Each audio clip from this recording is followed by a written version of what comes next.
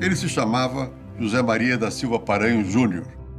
Era filho de um dos grandes homens do Império, o Visconde do Rio Branco, que foi presidente do Conselho de Ministros, chefe de missões diplomáticas da região do Rio da Prata e, acima de tudo, autor da Lei do Ventre Livre.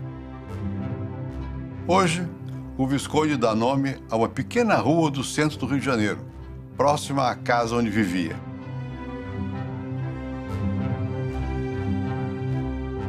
Famosa mesmo é a Avenida Rio Branco, que homenageia seu filho. Juca Paranhos tornou-se barão e, com esse título, foi o maior ministro da República. Monarquista, o herói republicano é a encarnação do servidor público. Em 1910, pensaram em lançá-lo candidato à presidência. Desautorizou as articulações. Tendo ocupado o Ministério das Relações Exteriores no governo de 4 presidentes, Rio Branco, que nada herdou do pai, pouco deixou para os filhos. O barão criou uma máquina de servidores meritocrática e elitista. Antes dela, o Brasil só tinha as burocracias militares. Mais do que isso, ele deu a essa máquina um sentido de missão nacional, apolítica, partidária, e conseguiu resultados duradouros, sem paralelo na burocracia nacional. O ministro trabalhou durante 10 anos na mesma sala do Palácio da Avenida Marechal Floriano, a antiga Rua Larga. Nela, frequentemente, comia e dormia. E nela morreu aos 68 anos, durante o Carnaval de 1912. Tamanho era seu prestígio que o governo teve a ideia megalomaníaca de transferir a festa. O resultado disso foi que a morte do barão deu ao Rio 2 carnavais.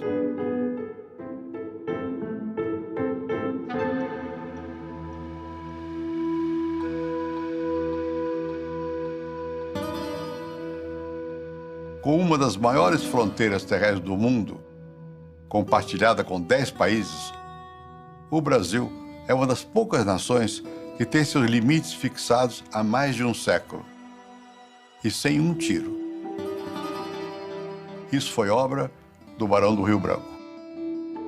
Ele negociou todos esses litígios, submetendo-se a arbitragens internacionais.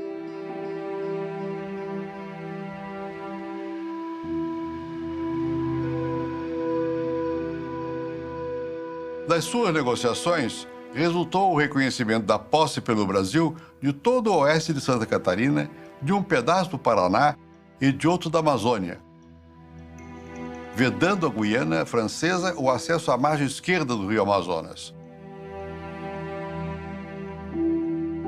Também encerrou as negociações que permitiram a incorporação do Acre, onde colonos brasileiros se haviam revoltado contra o governo da Bolívia.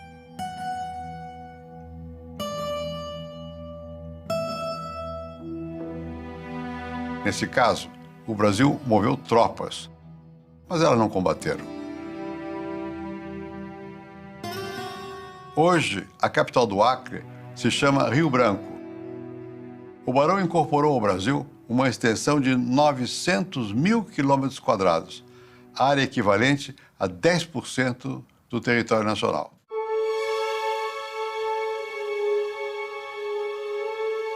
Viver num país sem conflitos fronteiriços parece uma coisa comum, mas se levarmos em conta que depois da morte do barão, a Europa teve 2 grandes guerras nas quais entrou o ingrediente das disputas territoriais, podemos ver o tamanho da paz que Rio Branco nos deu.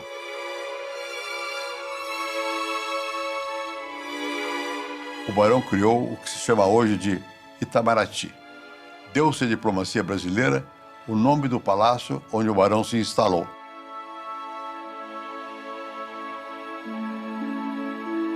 Por mais intensas que sejam as disputas internas, alimentadas por promoções ou remoções para o exterior, o serviço diplomático brasileiro preservou por muitos anos sua característica apartidária. Em 1964, quando o serviço público foi varrido por uma caça às bruxas, o embaixador Vasco Leitão da Cunha chanceler do Marechal Castelo Branco, manteve o Itamaraty praticamente a salvo de expurgos. Foram necessários alguns anos para que a máquina policial da ditadura entrasse no Itamaraty, aposentando compulsoriamente diplomatas, como fizeram com Vinícius de Moraes.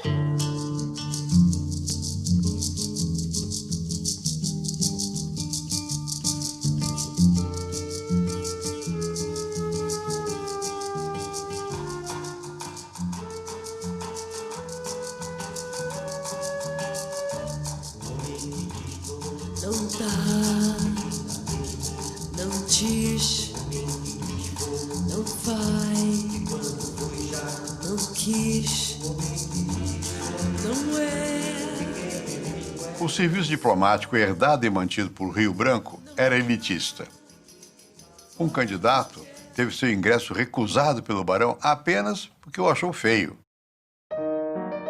Durante parte do século XX, a diplomacia continuou como um elegante abrigo para os filhos de boas famílias que pretendiam servir ao país, mas vivendo no exterior. Até 1942, entrava-se no Itamaraty pelas portas dos bons salões. Depois, só por concurso. Mas exigia-se fluência em francês e inglês. Essa poderia ser uma medida da cultura do candidato, mas era também uma barreira social muito bem disfarçada. Certa vez, o intelectual nigeriano, conversando com um diplomata brasileiro, disse-lhe: "O Brasil não tem diplomatas negros."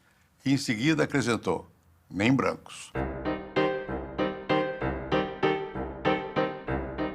A carreira gerava um folclore alimentado pelo senso de humor dos próprios diplomatas. Araújo Castro, um dos mais inteligentes e cáusticos, era capaz de dizer que o colega era a única pessoa que dormia durante o seu próprio discurso.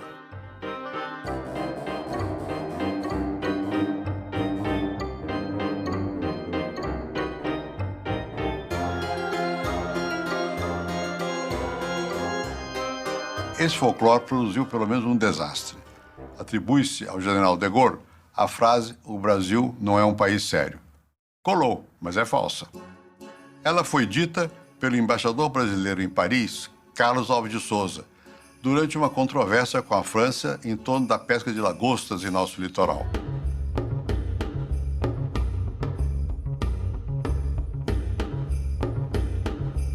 Em suas memórias, Alves de Souza explicou-se, dizendo que um jornalista tomara uma frase sua como se ela tivesse saída da boca de de Gaulle. Um dos melhores testemunhos da competência do Itamaraty veio do ex-secretário de Estado americano Henry Kissinger. Depois de ter sido surpreendido pelo fato do Brasil ter tomado um caminho diferente dos Estados Unidos na Guerra Civil Angolana dos anos 1970 e de ter percebido que entrara do lado errado, Kissinger deixou em suas memórias um enorme elogio ao serviço diplomático brasileiro.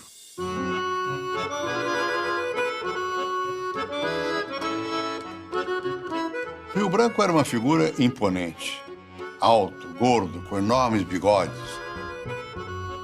Dom Pedro II não gostava dele, porque, sem ser casado, vivia com uma atriz belga que trabalhara num teatro de variedades da atual Rua Uruguaiana, no Rio de Janeiro. Com fama de boêmio, comilão e mulherengo, Juca Paranhos só recebeu o título de barão em 1888, quando a monarquia agonizava. Apesar dessa má vontade do imperador, ele escreveu, sem assinar, uma biografia laudatória de Dom Pedro II. Explicando por que não pôs seu nome, disse: "Para não ficar com a fama de incensador de poderosos."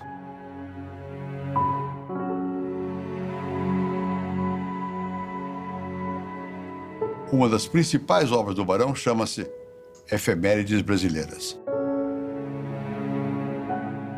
Foi publicada parcialmente em 1891 e mostra o serviço de um artesão. Ele colecionou os acontecimentos de cada dia da nossa história e, enquanto viveu, atualizou o manuscrito. Vejamos o que aconteceu no dia 8 de julho. Diz ele: Em 1706, o rei de Portugal mandou fechar uma tipografia que funcionava no Recife. Em 1785, nasceu o pai do Duque de Caxias. Em 1827, um tenente repeliu um ataque argentino à ilha de São Sebastião. Ainda bem que o barão estava morto em 2014, pois foi no dia 8 de julho que a Alemanha fez seu 7-1 contra o Brasil. Escrever sem aparecer foi um hábito que cultivou por toda a vida.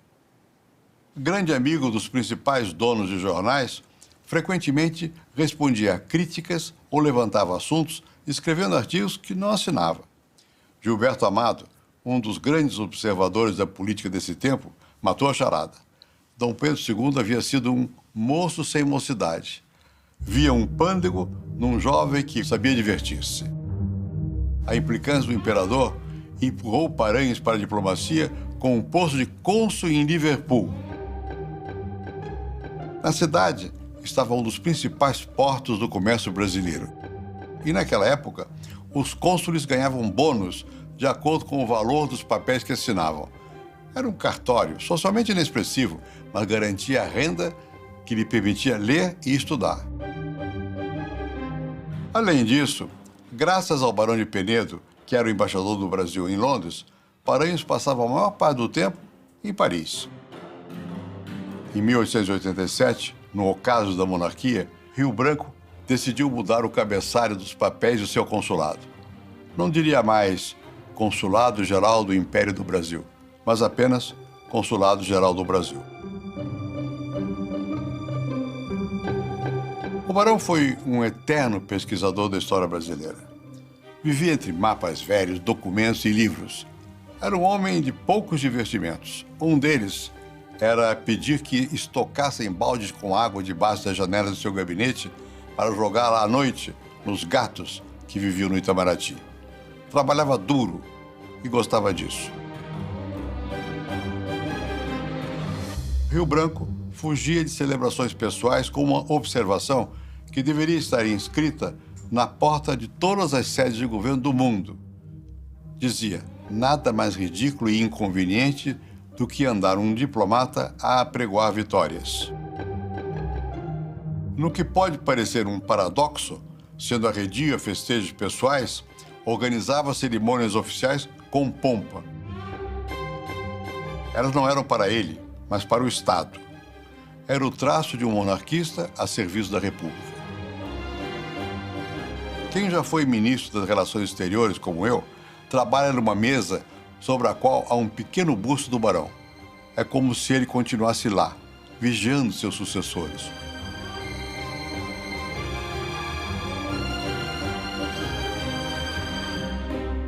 Pensa-se que a vida de Rio Branco, na direção do serviço diplomático, foi fácil. Nem tanto. Tinha abaixo o diretor-geral da casa. Era o Visconde de Cabo Frio, que estava no cargo havia 40 anos. Ele tivera uma carreira tão brilhante que, acabado o Império, foi mantido pela República. Mais uma lição de Rio Branco. Desentenderam-se, mas toleraram-se.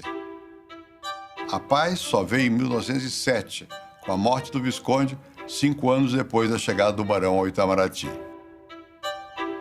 Ele enfrentou as questões de fronteiras com a habilidade de um advogado e a erudição de um historiador. Ele ganhava nas arbitragens porque, de longe, o Brasil levava a melhor documentação. Durante o litígio com a Argentina, fez com que se localizasse um mapa de 1749, que mostrava que a documentação adversária estava simplesmente errada. Esse caso foi arbitrado pelo presidente Cleveland, dos Estados Unidos. E Rio Branco preparou a defesa do Brasil, morando em uma pensão em Nova York. Conforme registrou, passou 4 anos sem qualquer ida ao teatro ou advertimento. Vitorioso nas questões de fronteiras, tornou-se um herói nacional. Poderia desembarcar em triunfo no Rio, coisa que Nabucco provavelmente faria. O barão ouviu a sentença da arbitragem em Washington e, quieto, tomou o navio de volta para Liverpool. Preferia viver com seus livros e achava-se um desajeitado, para a função de ministro. Pode-se garantir que ele foi o diplomata que mais relutou em atender a um convite para ser chanceler. Nomeou Rodrigues Alves. Além do trabalho de carpinteiro nas questões de fronteiras, de montagem do serviço diplomático e do recrutamento de bons quadros da elite, Rio Branco foi também um formulador. Uma de suas prioridades vinha do Império e da experiência de seu pai. O Brasil precisa ter as melhores relações possíveis com os países da Bacia do Prata, basicamente Argentina, Uruguai e Paraguai. Ele acrescentou ainda o necessário interesse pelos demais países da América do Sul.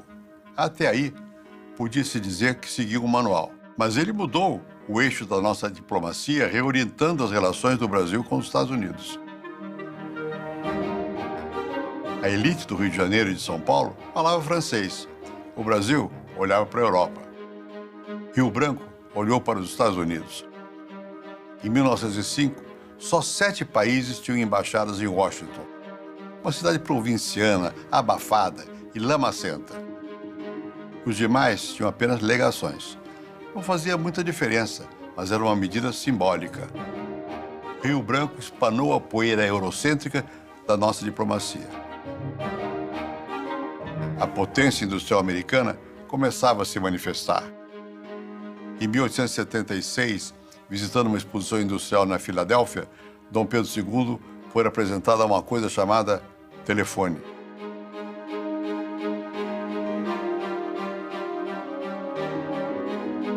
As locomotivas fabricadas nos Estados Unidos eram as melhores do mundo.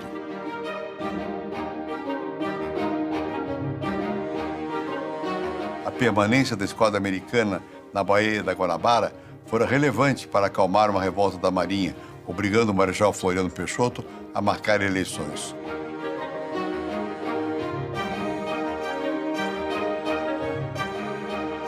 A economia brasileira estava muito mais próxima da americana do que da europeia. Além disso, a França tinha um pé numa Guiana e a Inglaterra noutra. Desde o final do século XIX, os Estados Unidos eram os maiores compradores de produtos brasileiros, absorvendo mais de 1/3 de nossas exportações. Era para lá que ia metade do café brasileiro vendido no mercado mundial. Em 1870, o jornalista José Carlos Rodrigues começou a imprimir em Nova York uma revista mensal, escrita em português, intitulada O Novo Mundo. Sua tiragem chegou a 8.000 exemplares por edição. Era primorosa na forma e no conteúdo. Instruía os brasileiros exaltando o progresso americano.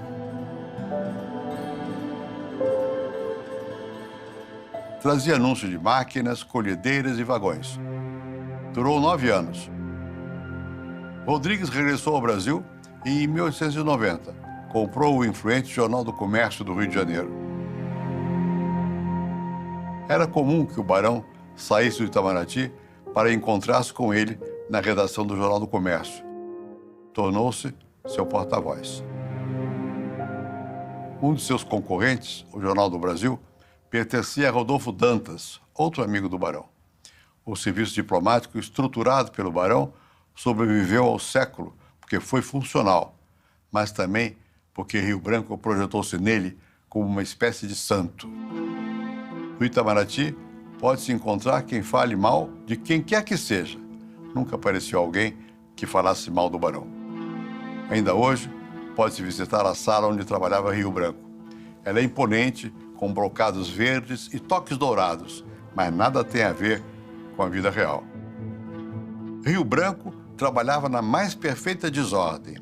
Ele chegou a ter 5 mesas, empilhava papéis, livros, o que lhe chegasse às mãos, e nunca as arrumava. Quando morreu, acharam até talheres numa delas. Na sala luxuosa de hoje, no alto das 4 paredes, há uma inscrição que diz: nesta sala, que foi por muitos anos o seu gabinete de trabalho, faleceu a 10 de fevereiro de 1912 o grande ministro das Relações Exteriores dos Estados Unidos do Brasil, José Maria da Silva Paranhos, barão do Rio Branco. Lendo-se a mesma inscrição a partir do canto da outra parede, resulta o seguinte: de trabalho, faleceu a 10 de fevereiro de 1912 o grande ministro das Relações Exteriores dos Estados Unidos do Brasil, José Maria da Silva Paranhos, Barão do Rio Branco, nesta sala, que foi por muitos anos o seu gabinete.